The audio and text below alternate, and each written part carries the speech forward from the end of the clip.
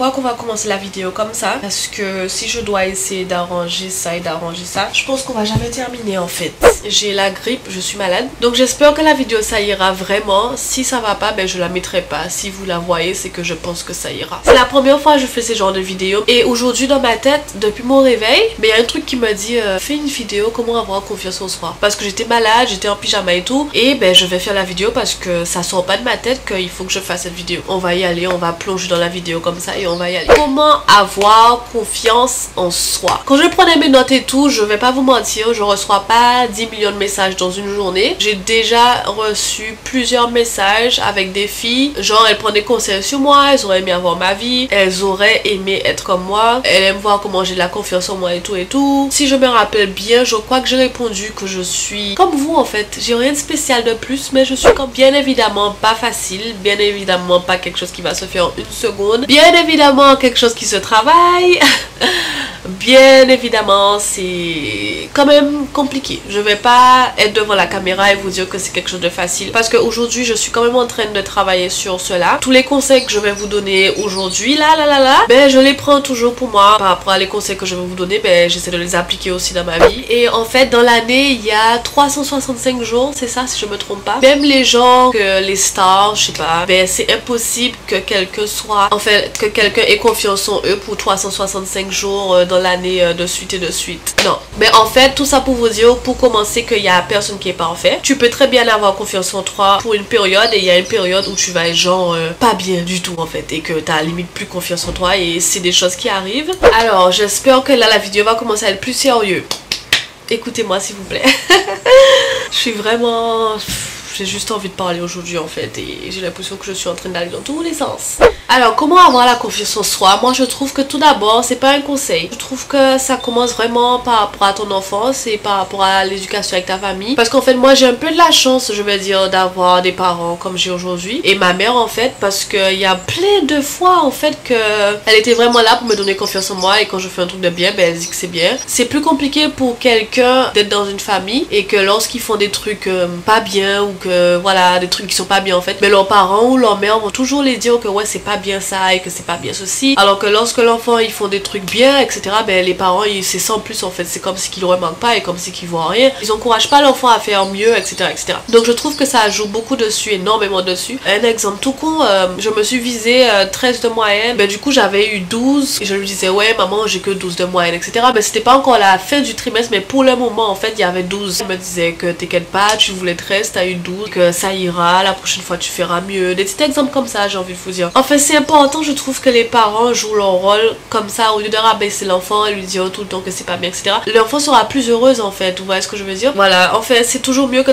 quand tu as des parents plus positifs en fait, c'est ce que je voulais dire, en gros. Alors, premier conseil que j'ai à vous donner pour en fait commencer la vidéo, c'est de vous accepter comme vous êtes, d'accepter qui on est, d'accepter soi-même et en fait, ben, accepter vos défauts et vos qualités. Et je sais que c'est vraiment plus facile à dire, bien sûr, surtout en face de la caméra, c'est plus facile à dire que de faire en fait. Mais comme je vous ai dit, cela se travaille. Et après, très sincèrement, je voulais vous dire aussi de devenir la personne que vous voulez être vraiment. Dès que cela vous rendra heureuse et que ça vaut le coup en fait, ben allez-y, changez quoi et faites ce qui vous plaît en fait. Je vais vous dire un truc. Celle-ci, ça m'a vraiment fait penser à, comme je vous ai dit, devenir la personne que vous voulez être ou changer en fait ce qu'il faut changer dès que ça va vous rendre heureuse ou ça veut le coup en fait. Je regarde souvent les vidéos sur YouTube. Si vous regardez les vidéos énormément aussi sur YouTube avec les youtubeuses beauté en fait, en ce moment pratiquement tous les youtubeuses ils font la chirurgie, des injections, les lèvres, le nez, les seins etc. Et ben il y avait un moment de ma vie, ça fait tellement bizarre de dire ça, je suis pas complexée des seins, hein. C'est pas du tout, je suis pas complexée des seins, mais je me suis dit que après quand je vais travailler je vais mettre des faux seins mais pas trop gros non plus, mais je vais mettre des seins pour que ça soit un petit peu plus gros. Après je me suis dit que comme je vous ai dit de faire un truc qui vaut le coup, peut-être que je vais mettre des seins qui sont un peu plus gros etc mais ça fait pas le coup parce que mon rêve c'est de devenir mannequin, modèle photo etc en fait dans la mode. Donc je me suis dit si je mets des faux seins, déjà que je suis pas assez grande pour être mannequin, j'aurai encore plus de mal si j'ai les seins qui sont plus gros en fait. Donc je me suis dit ouais, je veux faire ça parce que je vais avoir des seins plus gros, mais ça fait pas le coup. La plupart des gens vont me dire que déjà t'es pas assez grande et t'as les seins qui sont voilà, même si je vais pas me mettre des gros trucs non plus, mais juste pour vous dire que voilà, c'est quelque chose que j'aurais aimé faire, mais après j'ai des rêves quoi, mais je voulais vraiment après mettre des seins quoi, mais après ça fait grave peur ce truc là, mais bon, je m'accepte comme je suis, comme je vous ai dit, acceptez-vous pour qui vous êtes réellement. Et aussi par rapport à vos qualités et vos défauts, franchement il y a sûrement quelque chose ou même plusieurs choses que vous aimez par rapport à vous et des choses que vous aimez pas par rapport à vous en fait, c'est logique. Après s'il y a que des trucs que vous aimez pas, prenez le temps de bien réfléchir parce que je suis sûre qu'il y a quelque chose que vous aimez sur votre corps ou votre personnalité ou quelque chose comme ça. Votre qualité, vos défauts, c'est qui font que vous êtes la personne que vous êtes aujourd'hui en fait. C'est ça qui vous rend unique. Il n'y a pas de personne comme vous, il n'y a pas de personne comme moi. Tu peux pas avoir uniquement des qualités, non, parce que tu n'es pas du tout parfait. Vous connaissez tous la fameuse phrase personne n'est parfait, et c'est vrai, c'est vraiment une réalité, personne n'est parfait. Qualité et défaut, moi je me suis dit que heureusement qu'il y a les deux en fait, parce que si on regarde bien, imaginez le monde, imaginez la vie les gars, tout le monde est pareil, tout le monde est parfait, ça va être bizarre en fait. Après peut-être que ça aurait été possible s'il n'y avait pas l'histoire de Adam et Ève qui n'ont pas écouté, mais justement la vie serait parfaite hein, si on regarde bien. Tu imagines t'es dans une salle avec une femme et vous êtes tous les deux pareils, vous aimez les mêmes choses, vous avez les mêmes qualités, les mêmes défauts, les mêmes, ça va être chelou quoi. C'est dans la même partie en fait de vous accepter soi-même, mais en fait ça revient à qu'il faut arrêter de se comparer aux filles, aux mecs, aux gens, etc. Ce que vous voulez sur les réseaux sociaux. C'est chiant avec la grippe, hein, mais on va y arriver, on va y arriver. Donc en fait, je faisais ça aussi avant, de me comparer avec les filles, etc. sur Instagram et tout. Mais aujourd'hui, de moins en moins. Limite, aujourd'hui, je le fais plus. Mais il faut toujours se dire que les gens montrent ce qu'ils ont envie de montrer sur les réseaux sociaux. Ils vont pas du tout mettre des photos dans leur pire état. Non, ils vont mettre quand tout va bien, quand ils sont bien maquillés. En fait, au lieu de nous comparer à ces jeunes filles, si vous voyez quelqu'un qui a quelque chose que vous aimez, ils sont d'une manière que vous voulez être. Faut pas vouloir être à la place de la personne, mais inspirez-vous en fait de ces personnes sur Instagram. Les filles, c'est de se poser la question et dire ben pour avoir ça, faut faire ça. Pas en restant H24 sur vos téléphones, dire que ouais, j'aurais bien aimé être comme elle, j'aurais bien aimé non. Ça va pas venir comme ça en fait, ça va limite te détruire et tu n'auras pas confiance en toi parce que je te dis que je vais être comme elle, mais j'arrive pas à être comme elle, donc qu'est-ce qui se passe? Mais inspirez-vous de ces personnes. C'est comme exemple pour le sport. Qu'est-ce qu'elle fait pour avoir un corps comme ça? Ben elle fait du sport. Est-ce qu'il te à la salle de sport et tu fais du sport et avec le temps ben tu auras un corps comme elle. En fait tu auras le corps qu'il te faut en fait. Prenez ça comme une source de motivation au lieu de se comparer et se mettre mal dans sa peau inutilement en fait. Avant ben je faisais ça par rapport à surtout, moi c'était plus sur les youtubeuses parce que quand je regardais leurs vidéos et tout, je me disais mais mince, alors leur qualité de vidéo c'est tellement bien, leur chambre c'est magnifique, tous ces genres de trucs, et moi j'ai pas ça. Donc en fait ça te décourage parce que tu te dis mais j'ai pas ça donc je peux pas faire ça en fait parce que j'ai pas ça. On ne sait pas ce que les gens ils font pour avoir ce qu'ils ont. Et toujours dans la même partie de s'accepter comme on est. Pour ma part, la souffrance, c'est pas tout le temps que ça aide. Parce que la souffrance, ben, tu souffres et ça te détruit. Pour un moment, c'est toujours des périodes, c'est jamais des choses qui vont durer. La souffrance peut vous donner confiance en vous. Mais moi, je dis pas de vous mettre spécialement dans une situation pour souffrir, pour voir si vous allez avoir confiance en vous. C'est pas ce que j'essaie de vous dire. C'est juste que lorsque vous allez passer d'une phase ou quelque chose dans votre vie, en fait, qui va vous faire souffrir, ben après, tu te dis que ouais, ça suffit quoi, je vais pas rester toute ma vie à souffrir et aujourd'hui ben il faut que je marche avec la tête haute, la tête sur les épaules et tout ça, ce sont des sources de motivation pour comment dire, augmenter sa confiance, pour faire que la confiance ça grandit en fait, ça vous rend plus dur à l'intérieur en fait, parce que si tu te dis bon ça c'est quelque chose qui m'a fait énormément souffrir et je me suis en sortie en fait, que après je sais pas comment vous expliquer ça, mais c'est pas, faut vraiment laisser les choses dans les contextes en fait, c'est pas n'importe quelle souffrance, ça dépend vraiment de la souffrance. Donc le fait de devenir plus voilà, vous avez compris, ben tout ça c'est de la confiance en fait. Ben voilà, j'espère que vous avez pu comprendre ce que j'ai essayé de dire par la souffrance. Toujours dans la partie accepter qui vous êtes, etc. Je voulais aussi dire accepter le passé et avancer. On a trop tendance à rester sous le passé en fait, alors qu'on n'y peut pas changer le passé, mais on peut changer pour demain et pour que après ça aille mieux. Quand vraiment vous allez appliquer ça dans votre vie, ah non mais ça va changer les choses, je vous dis ça va grave changer les choses en fait, parce que ça mène aussi à réfléchir positivement et tout, et ça change les choses quoi, parce qu'en fait la vie ça continue en fait. Donc si on va toujours rester basé sur le passé, c'est comme si que on n'avance pas et que limite on recule dans la vie, et notre but c'est pas ça du tout, c'est d'avancer justement, de grandir et de voir autre chose quoi. Je suis une fille, genre si je fais quelque chose et que après je suis pas fière, ben je vais me poser toutes les questions que je peux me poser en fait, genre pourquoi j'ai fait ça, pourquoi j'ai fait ça comme ça, pourquoi j'ai dit ça, pourquoi ça a été comme ça, pourquoi ça s'est passé comme ça, etc. Alors que en fait il faut se poser ces questions là, mais pas après pour se bloquer dans une boîte en fait, à penser à ces choses là pour que après vous faire mieux en fait. Parce que exemple, je vais encore vous parler de quelque chose. Lorsque vous avez regardé mon vlog, je vais le laisser ici, ben je suis allée pour signer ma convention de stage. Donc je suis arrivée, j'ai bien parlé à l'accueil et tout. Ben après elle a appelé le directeur et tout, il a regardé les conventions et tout. Après il me dit de venir avec lui. Je m'attendais pas justement à passer une entretien en fait, je pensais qu'il allait juste signer et tout. Et du coup il m'a posé une question du genre qu'est-ce que tu as fait de tes 19 ans? Donc moi j'ai dit je suis à l'école, je suis au lycée hôtelier. Je savais pas trop, j'ai même bugué limite. Parce qu'il m'a redemandé la question une deuxième fois et je comprenais pas pourquoi il me demande ça. Je suis étudiante quoi, c'est tout. Là encore une fois je me suis mis dans une boîte en fait à me demander pourquoi j'ai fait ça, pourquoi j'ai pas dit ça. Alors que c'est déjà passé, je peux pas retourner vers lui et lui dire ah ben j'ai réfléchi, je peux pas. Donc en fait voilà, c'est ça en fait que j'essaie de vous dire, de laisser le passé où il est et d'avancer, et la prochaine fois je vais savoir mieux répondre. Donc j'ai enfin fini avec la partie de s'accepter soi-même et en fait d'accepter notre passé, d'accepter qui on est, d'accepter les souffrances, d'accepter nos qualités, nos défauts. Maintenant on va passer à savoir ce que l'on veut. J'aime bien cette partie là. Oula, c'est quoi ça? Numéro très bizarre, 0783. Hello? Hello? Oui, c'est qui? Oui, mais j'ai demandé c'est qui. Ben là, en fait, je suis en train de faire une vidéo et du coup, ben j'ai... tu verras ma réaction en fait. Je dis, mais c'est qui ça? On parlera après. Ok, bisous.